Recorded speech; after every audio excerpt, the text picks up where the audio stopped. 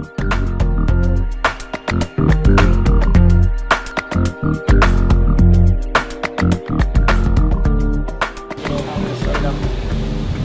so this is Jacob Stoops here at the Agent SEO blog, and today we're starting my 10 questions with series. And to start it off, we're going to start off with Mr. Nate Riggs, social business strategies. So let's jump right into it. So number one, who is Nate Riggs? Who is Nate Riggs? Nate Riggs is happy that it's summer and he has a beard.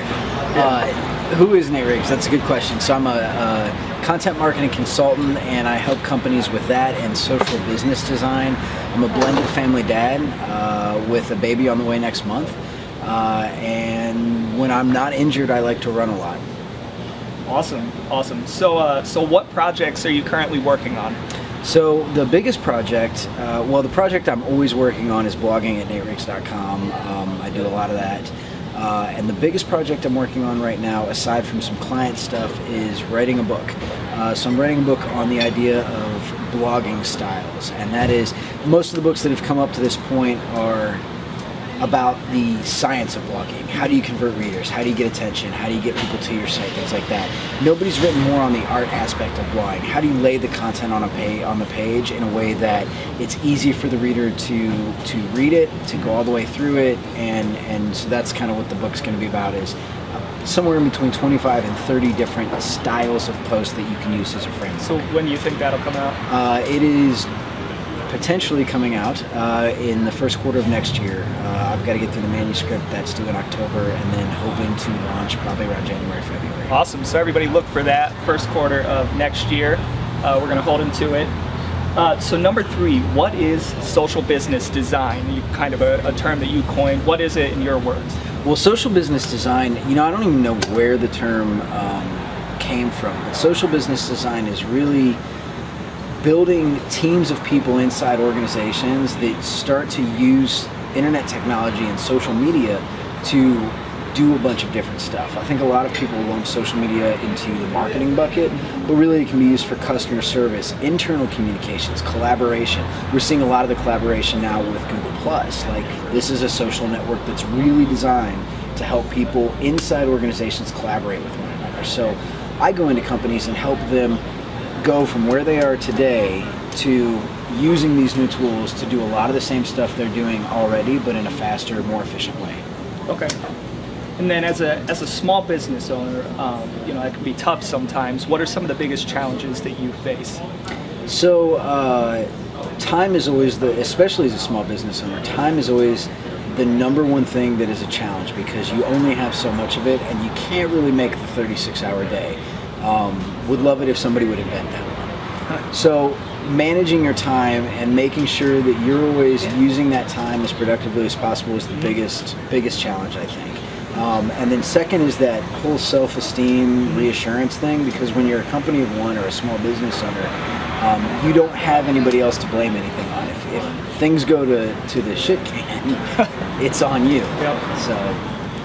All right, and then so we're not really keeping count, but we're on question number 5. So what tips would you give to other technology entrepreneurs? Be the first to adopt everything, even and quickly make the decision as to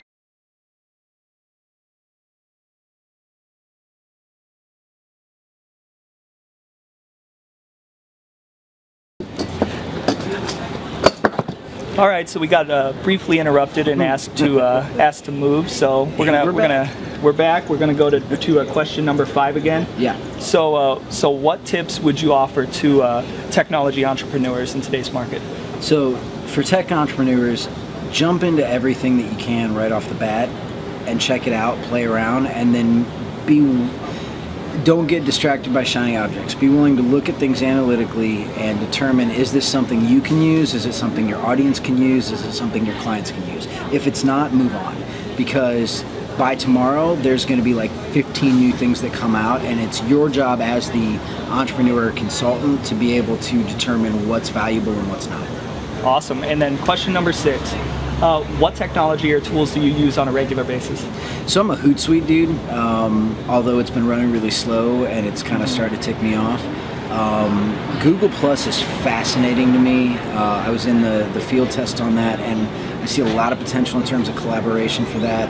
I'm a WordPress guy, love WordPress. Have a Sprint Evo, but I'm probably going to get rid of it soon. Just literally bought a new MacBook Pro today, which is wonderful. Nice. I'm a Mac guy, and I shoot with a Canon 60D, which is my favorite camera to shoot with. Very nice, very nice. And just for everybody watching, this is on a Canon T3i, which I love. I just bought it about a month ago, and I love it. So number 7, kind of, you talked about WordPress, kind of leading into this, you know, why did you start your blog, and what do you love most about blogging? So it's a good question. I started my blog because I was actually in the position where I got thrown into a director of marketing position that the company I was with wanted to start a blog, and so I started to do that for them, and after about 2 days went, oh, I don't know what I'm doing with this. So I started my own personal blog, first just for my family, to talk about the birth of my son, to get used to using WordPress. And then I fell in love with it, and so I started, NateRiggs.com actually used to be called Chasing Change. Yep, and it was about that. technology startups in Columbus, and after about 6 months I ran out of stuff to talk about, so then it became NateRiggs.com. The nice thing about having a blog that's branded as your name is that you never really run out of stuff to talk about because we're all very dynamic people. All right, so number 8, I know you do a lot of public speaking. So how did you get started with public speaking?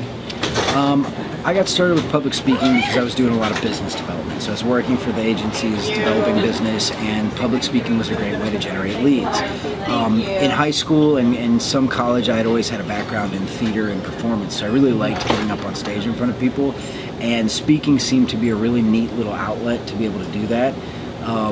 And then somewhere around 2008, Mike Bowers called me up at the Ohio Gross and was like, hey, we'd like you to keynote this thing. And it just so happened that Chris Brogan was the other keynote. So, hey, first big public speaking experience. Go ahead and do it in front of Chris Brogan. Yeah, no pressure. Why not? Yeah. Because he's got a heck of a speaking career. Yep. So that was kind of how I got into it, and I've never looked back since. I really enjoy getting up, and for me, it's that creative outlet. If I do a good speaking event, I'll be on cloud 9 for the rest of the day. So. Awesome, awesome. So question number 9, and this might be the most important question. What do you like most about Columbus? What do I like most about Columbus? All right, hats off Mayor Coleman and the rest of the committee that recently built us this wonderful thing called Bicentennial Park. I think it's the best thing to happen to families in Columbus since I moved here, and that was 11 years ago.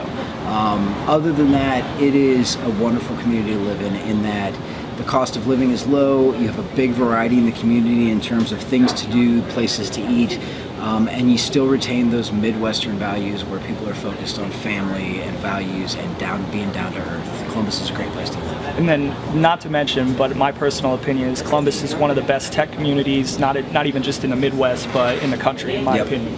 And we have the Buckeyes. And we have the Buckeyes, that's huge. Kind of.